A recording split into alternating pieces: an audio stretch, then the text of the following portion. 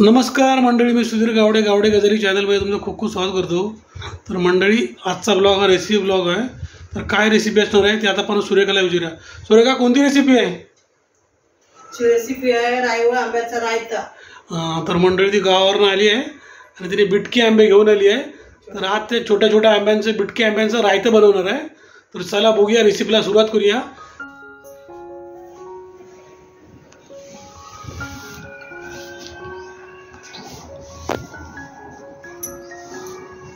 ते आहेत रायवळ आंबे, छोट्या छोट्या बिटक्या आहेत, 8-9 आहेत बिटक्या।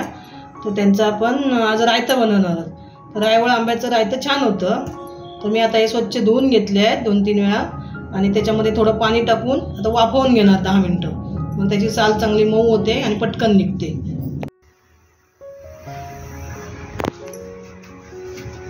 तर आता हे मी कढईमध्ये ठेवले आहेत। तर आता गॅसवर ठेवते, 10 मिनिटं वाफवून घेते। पाणी टाकलं आहे आणि थोडं 10 मिनिटं वाफवून घेते। झाकण वगैरे ठेवत नाही? झाकण ठेवते ना। वाफवल्यामुळे काय होतं, त्याचा चीक जो असतो तो सगळा पाण्यात निघून जातो आणि साल मऊ होते।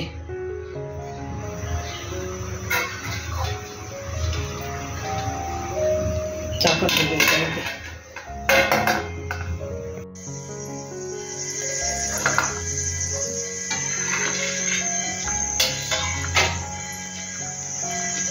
छान अशी उकळी आलेली आहे। तर आता हे आंबे वाफवून झालेले वाफवलेले आहेत चांगले। पूर्ण त्याचा कलर चेंज झाला आणि सगळा जो डिंक असतो तो पाण्यात उतरला आणि साल मऊ झाली बघा। साल पूर्ण मऊ, पिकलेलेच आहेत पण साल मऊ पूर्ण झाली। आता ते थंड झाल्यावरती आपण त्याची सालं काढून घ्यायची।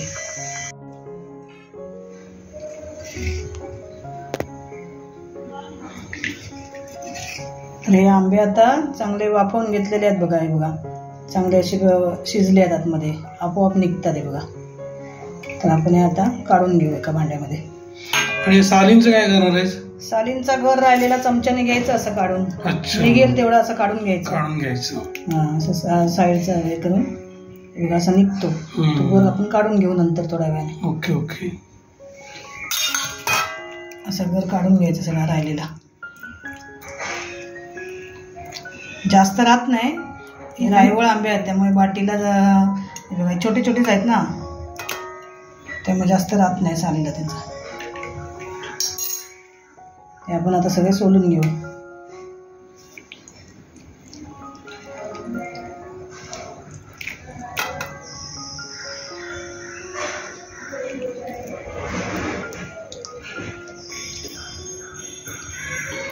छान असे रसदार आंबे आहेत।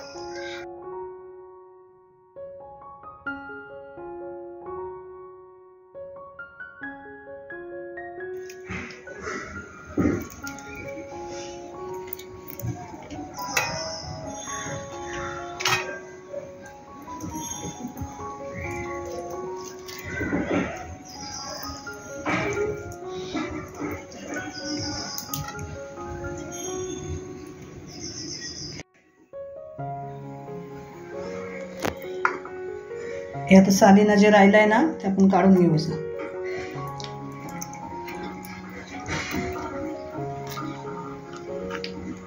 म्हणजे सालींचंही वाया जात नाही।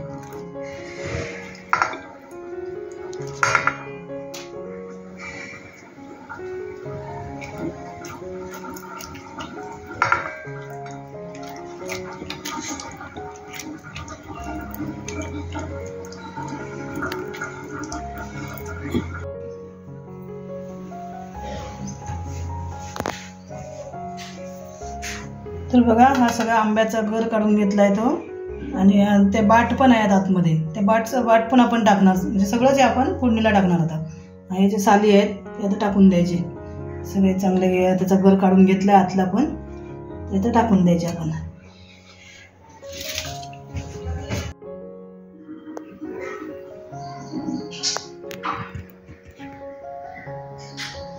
तर आता आपण रायता बनवणार, त्यासाठी लागणार हे साहित्य आहे।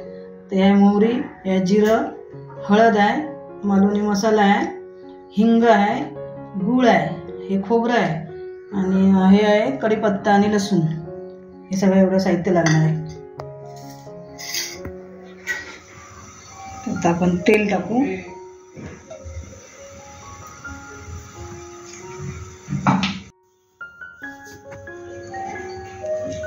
तर हे 4-5 लसूण पाकळ्या आपण ठेचून घेतलेले आहेत. रायतं म्हटलं की लसूण आणि त्याला हिंग पाहिजेच. लसूण टाकते, त्यानंतर हे कढीपत्ता टाकते.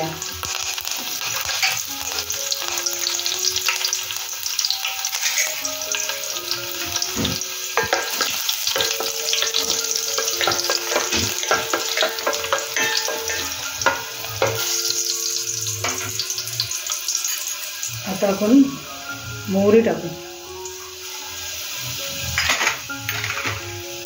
थोडंसं जिरं टाकू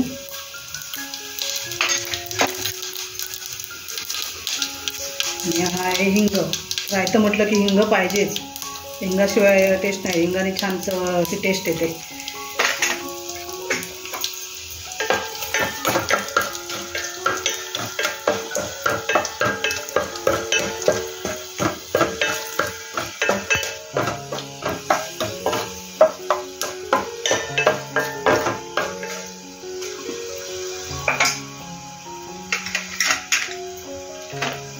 आता आपण टाकू थोडीशी हळद. मी गॅस बंद केलाय फोडणी करपेल म्हणून. मी आपला मालवणी मसाला टाकते.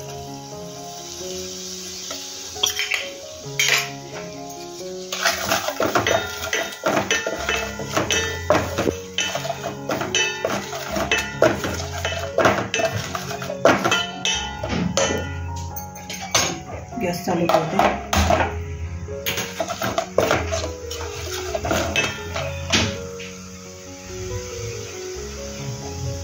आता आपण हा जो घेतला आहे ना आंब्याचा गर सगळा ते टाकू फोडणीमध्ये.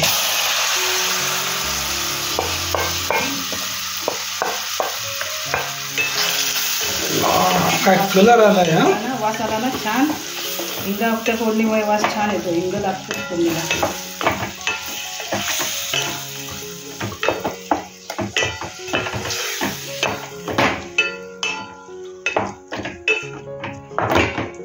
थोडंसं पाणी टाकून त्याला पातळ करू.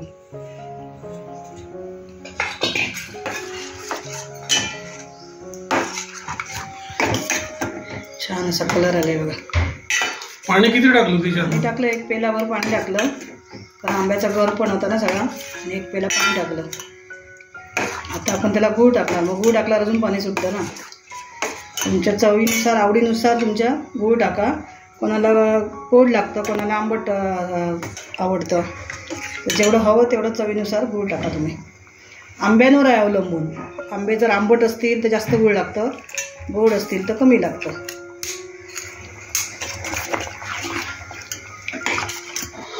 तर मंडळी या सीझनचा रायता पहिलाच बनतोय.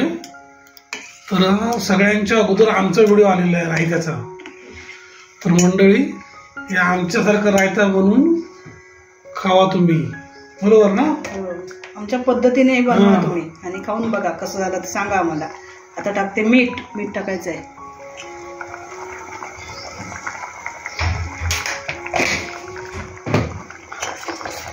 आमची पद्धत सगळ्यांपेक्षा वेगळी आहे, त्यामुळे आमच्या पद्धतीने बनवा आणि मग आम्हाला कमेंट करून सांगा कसं झालंय ते. थोडी याला आता उकळी येऊ दे. नंतर आपण त्याला खोबरं टाकू. वरतूनच टाकणार खोबरं. काही जण वाटून घालतात त्याला खोबरं, पण आपण वरतूनच खोबरं टाकणार आहोत. छान लागतं ते दाताखाली आल्यावर.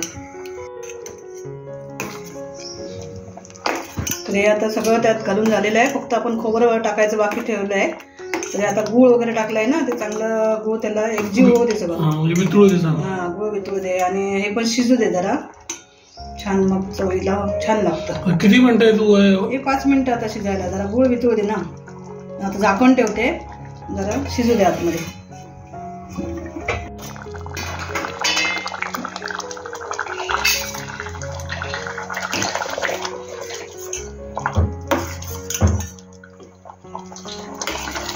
बघा असं छान रायतं शिजलेलं आहे. आता आपण त्याला वरतून खोबरं टाकूया. ओलं खोबरं. मालवणी माणसं आवडतो जिन्नस खोबरा. खोबरं पाहिजे. खोबऱ्याशिवाय जमाचं नाही. जमाचं. प्रत्येक गोष्टीमध्ये खोबरा व्हाया, चव नाही लागत. त्याशिवाय चव लागत नाही. आणि खोबरं असं रायतं छान लागतं. खाते पण दाताखाली खोबरं जरा चावायला छान लागतं असं. अशा प्रकारे मालवणी पद्धतीने मालवणी रायता मालवणी रायता तयार झालाय. तर मंडळी तुम्ही पण सगळ्यांनी खाऊ केव्हा एकदम मस्तपैकी झणझणीत रेसिपी झाली आहे बघा, काय कलर आलाय.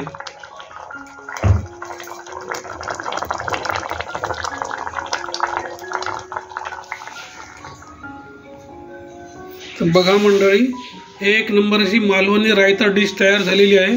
तर मंडळी ही रेसिपी तुम्हाला आवडली असेल तर आमच्या चॅनलला लाईक, शेअर, सबस्क्राईब करा.